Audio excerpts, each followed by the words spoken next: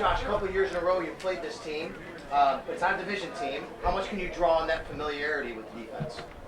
I mean, we know that it's gonna be a tight game. The last couple of years, obviously they've been, kind of boxing matches, taking a couple hits here or there, giving them out. They're extremely well coached. They're a very talented group on defense. They got a Hall of Fame quarterback over there, so we got to be, on top of our game and go out there and try to execute to the best of our abilities. But we know that they're going to bring it. Game one, they were extremely good last year. They're going to be extremely good this year. So we know that. And again, we gotta go out there and execute. Hey Jeff, last year would you admit that at times you guys did struggle to run the ball in situations where you really had to run the ball? Do you think that that's going to be better this year? What have you seen so far to make you think it could be better this year? Yeah, I mean we're a group that's going to do whatever it takes to try to win a football game. I don't see that being a problem, and it's hard to know. It's hard to run the ball when a team knows you're going to run the ball. So obviously we can improve in a lot of different areas in the passing game as well. But again, whatever's asked upon our guys, they're going to go out there and do it, and we're going to try to go out and execute. And again, that's my job as a quarterback to not really put us in the right position every play, but get us out of the bad situation. So we'll see on Sunday. We're excited. Again, it's going to be a slugfest, and we know that we're going into a game. Again, the last few games at halftime, I think it was like 6-7, 10-7, something like that. The last two games, so that we played against them, and we don't expect it to be anything else. Josh, you've told us in the past that your expectations for yourself are higher than anybody else's, but as a team, you have as high of expectations as anybody else. So how do you manage that, especially as the guy who leads this team? Well, I mean, it all starts week one. It's 1 week at a time approach, and Coach talks about our standard, which is playoff caliber, and in order to win the whole thing, you gotta get into the playoffs, and in order to get into the playoffs, you got to win probably 10, 11 games, and the most important one's the next one. And again, it's a team that's dang good, and we know that. So again, it's all focused on Pittsburgh Steelers, and to be honest, I couldn't tell you who we play next. It's been all of them for the last few weeks now. Josh, how difficult is it to prepare for Nathan Patrick with everything he can do in defensive back? Yeah, I mean, he's a ball hawk. One of the best safeties in the league. He just switches up his style. Every couple of plays, you don't know if he's dropping into the box or if he's trying to play over the top on something. But he's always around the ball.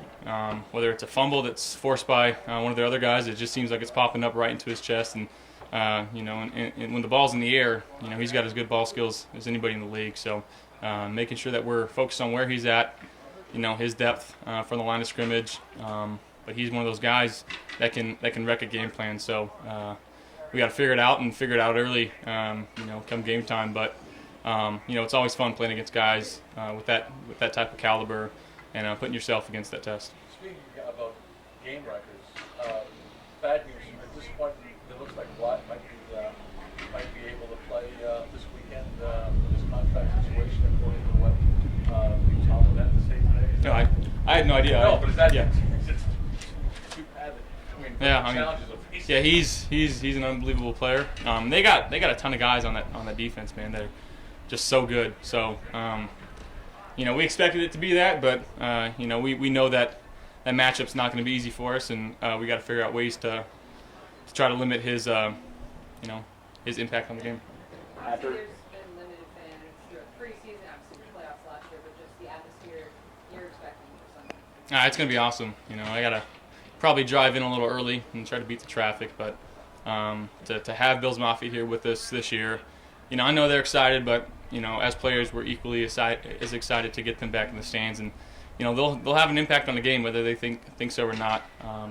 Those third downs, if you can force one false start or one delay of game or one penalty, that can change the course of a game, and especially with the game that we expect to go into with these guys, which is, like I said, the last few times we've played them, it's been a close, tough battle, and again, we don't expect anything else. Hey Josh, do you ever find yourself looking at all the things that are being said about this team? You guys are Super Bowl. Some people will pick the winner. Do you find yourself looking at it? And if you do, how do you rein it in a little bit? Yeah, I couldn't tell you who's said anything about us. I'm focused on like I said, week 1 against the Steelers, and trying to be the best quarterback and the best teammate that I can be for this team. But again, we've got lofty goals. It don't matter what anybody else says about us or what we're going to accomplish. Like it's ultimately up to us and what we do on the field, and we're excited to get out there on Sunday. John, The is perceptions it out more there are difficult different, to though. shut that stuff out? Say it Is it again? more difficult to shut that stuff out when it's so positive, when I'm sure everybody you know is saying, hey, look at what this person said about how great you are, how far this team's going to go. Is it harder to shut that out when it's so positive around you? Not really. Again, we got guys that are professionals that care about their craft. They come into work every day and they just put their hard hats on and go to work. And it's a cool environment that we got here. And the locker room that we got is really unbelievable. I think it's one of the tightest knit groups in the league, if not the tightest knit group in the entire league. But it's just fun to get out here and work with the guys. And we got the best jobs in the world, so we come out here, we have fun. At the end of the day, we want to win games, and we're, like I said, we're excited to get out there on Sunday and show that. You guys used to thrive on an underdog mentality. It's fair to say, though, that you can't really draw on that because you're no longer underdogs. You're now respected. You're no longer disrespected. How do you alter that? Is there an altering of a mindset or approach there now that you are known as having the target on your back? Yeah, I mean, we didn't win the whole thing last year, so we know that there's more work to do, and to hear stories, from guys like Dave's and even like a guy like Emmanuel, guys that have won it, the feeling that they get, and it's something that I dream about, having that type of feeling. So that's what drives us every day. Josh, you were 7, I think, when Ben was drafted. Guy that you were kind of compared to a little bit when you were coming out. Bigger body, tough to bring down. What do you remember about growing up in Washington? Well, I mean, you just see the physical ability that he has, whether it's driving the ball downfield or being able to throw 3 techs off of him. But actually, one of my coaches was a teammate of his in college at Miami of Ohio, and the similarities: small school, big frame guys that can throw it a little bit, and I've gotten a chance to meet him a couple times, and he's awesome. The way that he carries himself, he's in my opinion, first ballot Hall of Famer. I know he's got a lot of respect from a lot of guys around the league, but watching his game back in the day, it was just like the play was never over. It's never over with him, and he's able to find ways and escape and kind of get the ball out in some just funky ways, and he's never had a play just given up on him, and he's never given up on a play. So he was super fun to watch. He still is super fun to watch, and it's always a blessing going against, like I said, a guy of these types of calibers of player, especially what the Steelers got. Team captain. Mario hasn't terrorized you at practice? No, never. He hasn't impacted one play all camp. All right, cool. Hey Josh, what is it, from a quarterback's perspective, what is it about Tremaine that makes him so difficult to throw against when he's dropping back? You see his length. He's unbelievable. Like, you see him stand there and he's like, okay, that dude's big, but then he moves around. His limbs are so much longer than you think, and he's able to jump and move, and he's super fast, and he's all over the field. And it's going into year 4. We were drafted a few spots away from each other, and to have a guy, like him, it's fun to play against him.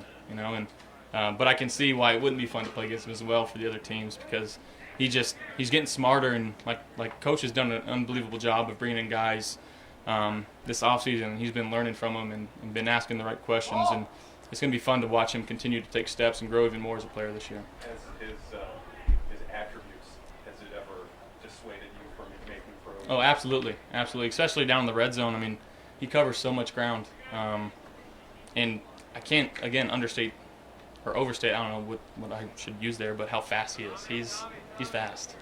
The 3rd year in a row you're a team captain. How have you changed your leadership style since maybe that first year you were a captain? I mean, just being, I guess, more vocal, having more knowledge, and just learning from the guys in front of me, in the past, and Coach Dable and Coach Dorsey, just understanding, people and relationships too. Just being able to dive in and be one of the guys to continue to be that. And again, I have so much fun when I'm here.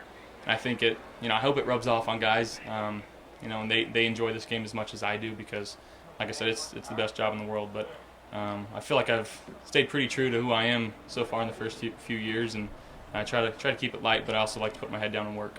How much have you talked to Matt Barkley this summer, and How many times this week will you guys play that little video clip of him against Pittsburgh? The Renegade, Yes. yeah, I know. That was a cool moment. But yeah, I talked to him probably a couple weeks ago, and I know he's back in California this last weekend. But love that guy, I miss him. But I know he's with Tennessee now, and I'm sure we'll see him later down the road too. Knowing the expectations that you have for yourself and this team has in general, do you feel any pressure? I don't. You know, the goal hasn't changed. You know, from the first day I stepped here, and it's not going to change. You know, until I'm gone. You know, we want to win the whole thing, and again, we understand what it takes to get there, and you know, the front office has done a great job of bringing in the right guys to try to accomplish that goal, and ultimately, it's up to us to go and do it, and you know, we're excited to get this journey started. Josh, I'm sure for any offense, it's a balance of you want to throw off what worked well, but also you want to throw in new things for using defense.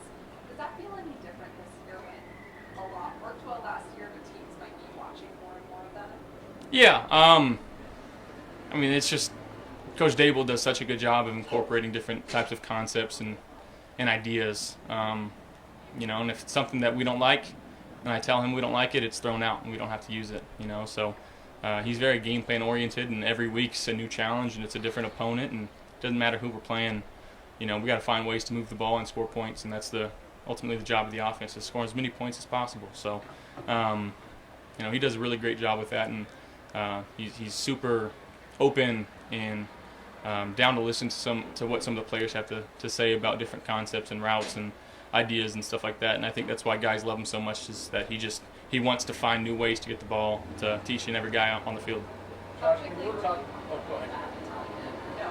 No, it's extremely comfortable now. Yeah, you know, obviously, I'm kind of a people pleaser, and early in my career, I'd be like, oh, whatever, coach, run it, and we'll make it right, even though I didn't feel comfortable with the play. But now, if it's like I don't love it, we're not running it. Josh, when you were describing Ben's game, I'm sure it's not lost on a lot of people that it's similar to yours in some ways. The play is never over. You make some funky throws that work. I mean, how much did you draw from him in having those similar attributes that you just described him as? Yeah, I mean, I think it's more than I even realized as a kid, just watching.